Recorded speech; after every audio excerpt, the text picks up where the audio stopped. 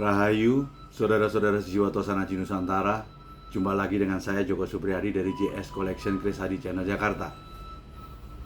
Marilah kita awali dalam doa. Semoga senantiasa segala yang terindah dan terbaik terlimpah untuk kita semua. Amin. Kita pada tayangan 161, yaitu Pusoko sebagai media persatuan umat. Pada kesempatan ini saya akan coba review keris nomor 7908, keris nomor 6533, dan keris nomor 7912. Namun sebelumnya izinkan saya untuk iklan dulu. Jangan lupakan pameran dan bursa Tosanaji terakbar tahun 2002 di Jakarta, tepatnya di Bentara Budaya Jakarta pada tanggal 22 sampai dengan 27 November ini. Dan JS Collection insya Allah akan berpartisipasi pada acara itu. Baik, kita kembali kepada topik, yaitu Pusoko sebagai media persatuan umat. Ketika kita bicara tentang persatuan, kata itu hadir karena ada suatu perselisihan. Makanya sesuatu yang berselisih harus dipersatukan.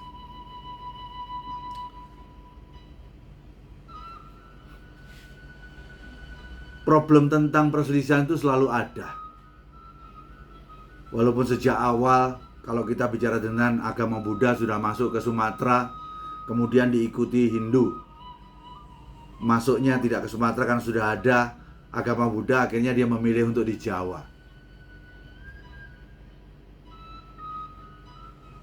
Perbedaan itu selalu menimbulkan sesuatu perselisihan.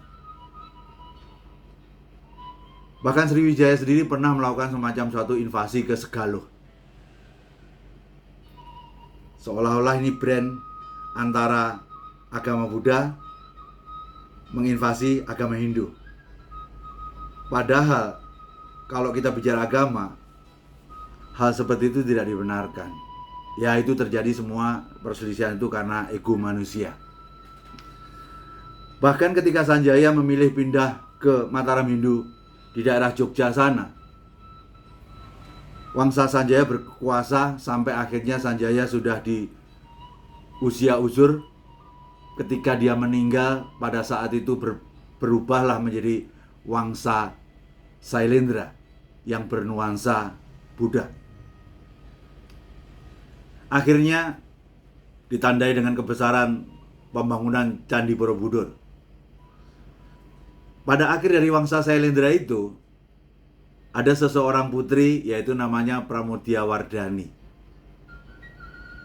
Lah itulah ceritanya, kehendak semesta raya. Ternyata Pramudiawardhani itu menyukai Rakai Pikatan. Padahal Rakai Pikatan itu adalah dari dinasti Sanjaya.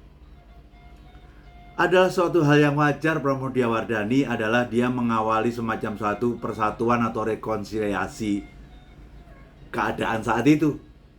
Makanya nggak heran mulai dibangunlah yang namanya Candi Prambanan. Dan bahkan kalau Anda ke timur dari Candi Prambanan itu ada Candi Boko. Kalau saya menganggapnya bukan candi, tapi itu peristirahatan, menyerupai Pak Candi.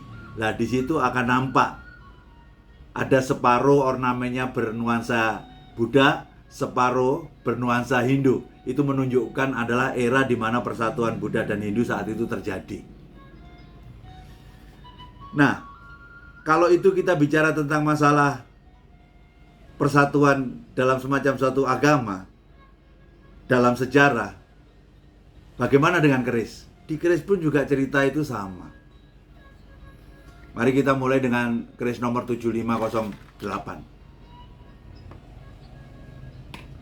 Ketika kita lihat materialnya seperti Cirebon, tapi Cirebonnya kayak Cirebon temuan, saudara. Ternyata ini keris ini kelihatan kayak gajah, tapi ada ekornya ke atas.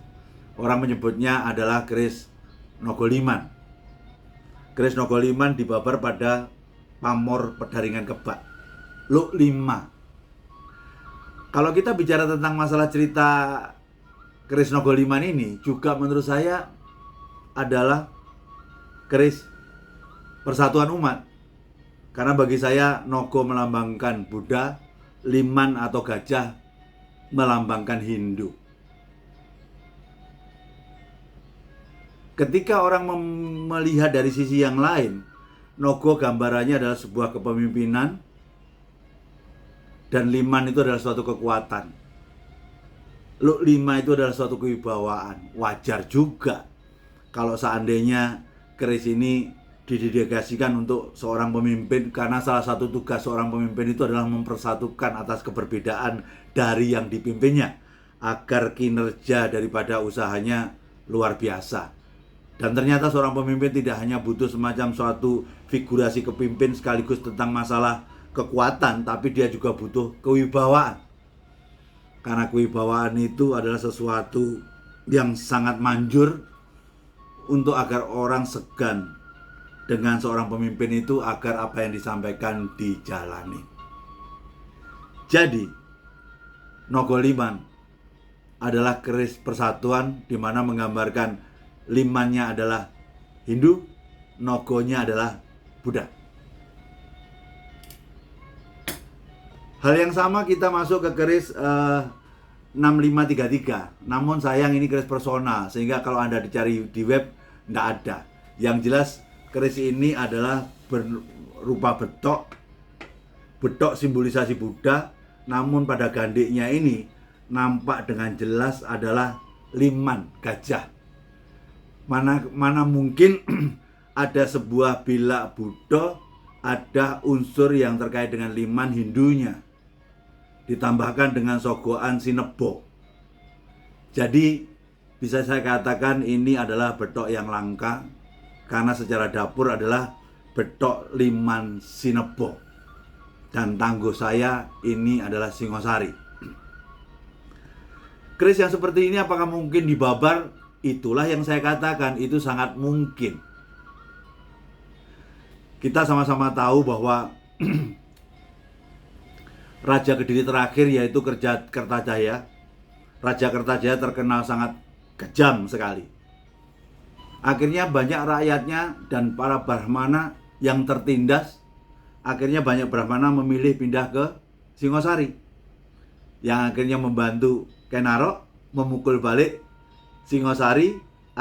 Kediri, akhirnya Kediri tumbang, Singosari mulai berdiri.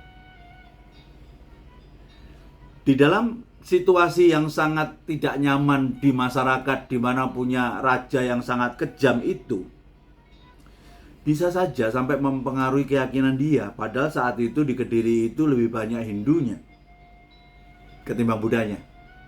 Bisa aja ada orang berpikir bahwa agama ini lebih baik, akhirnya dia pindah. Karena itu terbukti ketika sudah masuk ke Singosari, kita melihat ada suatu perimbangan kekuatan antara agama Hindu dan Buddha. Makanya Raja Singosari yang bijak mengambil jalan tengah. Dibuatlah agama baru di Singosari, agama persatuan antara Hindu dan Buddha yang dinamakan agama Shiva Buddha. Di mana agama saja saat itu bisa dipersatukan. Jadi bukan pada hanya era ke Mataram Hindu saja mempersatukan sesuatu pesanggerahan menjadi Candi Boko, di mana di situ ada Hindu dan Buddhanya. Itu semua menandakan bahwa persatuan senantiasa diupayakan untuk membuat semua menjadi selaras dan harmonis menuju sesuatu sumber kebaikan. Dan pusaka yang ketiga yang saya akan review ini adalah bentuknya tombak. Tombak ini nomor 7912. Ini ada di website. Kalau saya ngelihat tombaknya itu tombak biring. Kalau saya lihat material, ini sudah Mojopahit akhir lah. Namun apa yang menarik pada tombak biring ini? Yang menarik adalah, mari kita lihat di atas. Di atas ini adalah ada suatu simbol Omkara. yang sering kita lihat pada candi-candi Hindu. Jadi di sini merupakan semacam satu simbol akan ketuhanan agama Hindu. Kita sama-sama tahu agama Hindu adalah agama tertua di dunia, karena dia mulai ada 1500 sebelum Masehi. Di bawah Omkara, mungkin kalau tidak jelas silahkan lihat ke website. Di bawah Omkara, di sini ternyata ada gambaran Resi Agastya. Di kirinya megang kendi, di sebelah kanannya kayak memegang kayak seperti kalau orang Islam seperti kayak yang di wirid itu, untuk wiritan itu. Kita perlu tahu bahwa Resi Agastya itu sendiri adalah di dalam kisah Mahabharata, di pewayangan digambarkan sebagai Bathara Guru. Karena Resi Agastya itu adalah begitu hebatnya karena dia dianggap sebagai penjelmaan Dewa Siwa di dunia ini. Karena berkat dialah penyebaran agama Hindu bisa masif, termasuk masuk ke Nusantara melalui Malaka. Dan bahkan tercatat dalam Prasasti Dinoyo. Padahal Prasasti Dinoyo Malang itu bertahunkan 682 Saka, berarti awal 600. Jadi itu memberikan suatu gambaran bahwa pemahaman Hindu sudah ada sebelum keris ada. Dan yang terakhir di bawahnya ini adalah gambaran Siwa, Dewa Siwa. Kita sama-sama tahu bahwa ada 3 dewa utama yang masuk dalam asas Trimurti bagi agama Hindu. Di situ ada Brahma, sang pencipta, ada Wisnu, sang pemelihara, dan ada Siwa, sang pelebur. Sejatinya Siwa sebagai sang pelebur itu melebur segala sesuatu yang sudah usang dan tidak layak berada di dunia yang fana ini untuk dikembalikan pada sumber asalnya. Ketika saya tidak paham spiritual pada saat SD dulu, melihat cerita Siwa itu saya sangat benci. Karena Siwa itu bisanya cuma hanya melebur, membuat orang jadi berpulang meninggal juga tugasnya Dewa Siwa. Saya senang sekali sama Dewa Wisnu karena senantiasa memelihara dan lain sebagainya, termasuk Brahma sang pencipta. Namun kita tidak bisa pungkiri tentang aspek kehidupan ini, bahwa Trinitas akan selalu hadir di kehidupan ini. Dialah sang pencipta, dia juga sang pemelihara, dia juga sang pelebur yang akan meminta kita untuk berpulang juga. Pastikan kita mendapatkan kesempurnaan di ketiga kehidupan itu. Namun anehnya ketika satu bila ini satu sisi bernuansa Hindu, di baliknya ternyata bernuansa Buddha. Karena ketika saya lihat ini kayak roda ini, di Buddha kita sebut dengan roda Dharma atau Dharma Cakra. Itu merupakan suatu simbol perputaran agama Buddha yang terus berlanjut demi kebahagiaan semua makhluk.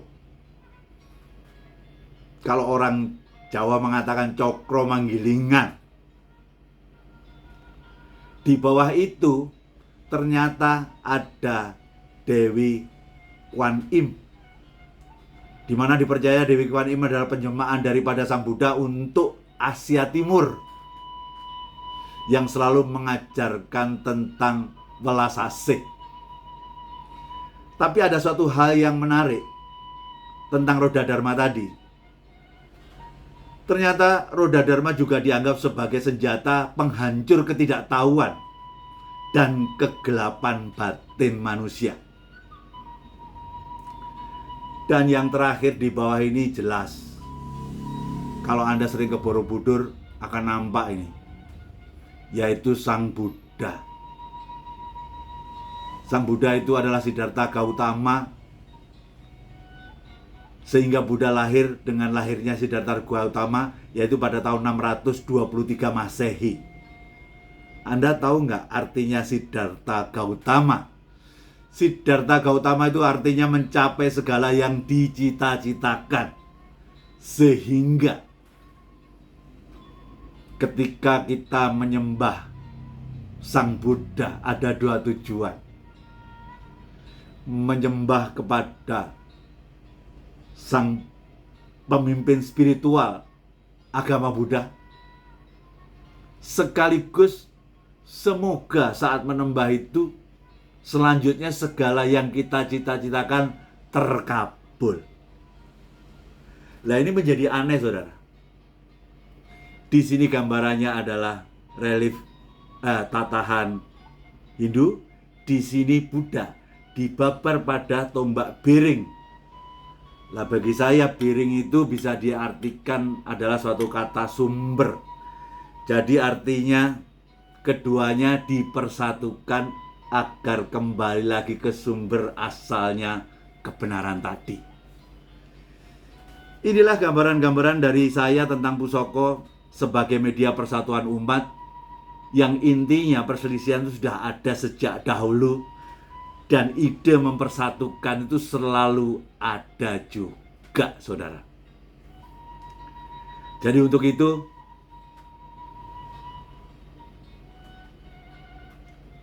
demikianlah tayangan 161 ini saya buat, semoga ada manfaatnya. Dari gambaran yang saya sampaikan tadi, akhirnya benar yang sering saya katakan. Pusoko itu jangan hanya sekedar dilihat, saudara. Tolong lebih dalam baca maknanya. Dan Pusoko itu jangan hanya sekedar dianalisa saja, namun tolong dan mohon dirasa.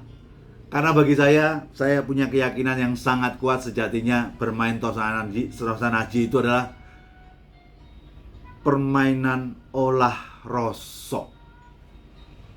Demikianlah yang bisa saya berikan pada kesempatan ini. Jayalah budaya Tosanaji Nusantara. Pastikan budaya ini menjadi tuan rumah di negeri sendiri. Kalau bukan kita, siapa lagi?